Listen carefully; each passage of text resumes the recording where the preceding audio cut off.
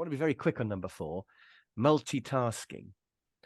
We all have to do more than one thing at a time quite often.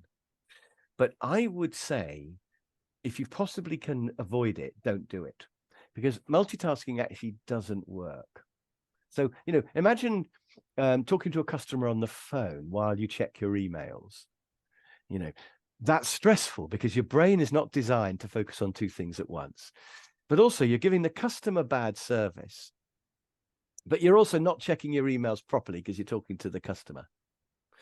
Or imagine watching a comedy on television while you're on the phone to your partner. It's a bad phone call you're having with your partner because you're looking at the comedy, but you're not really enjoying the comedy either because you got your partner yakking in your ear. It's just not, it doesn't work. Our brains can't do 2 things at once. So if you find yourself trying to do 2 things at once, the answer is write one of them down so you don't forget, and then focus on the first one. And we have this illusion that if they're 2 5-minute tasks, we can do them both at the same time in 5 minutes, right?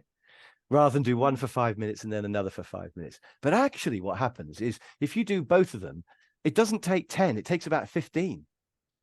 So you actually lose time if you do them at the same time, and you do them worse, and it's stressful. So get rid of multitasking, do one thing at a time. And almost always you can separate them out. I listen to podcasts while I walk the dog. That's probably all right. But even then, I probably should just walk the dog, because that would probably allow my brain to unwind a bit.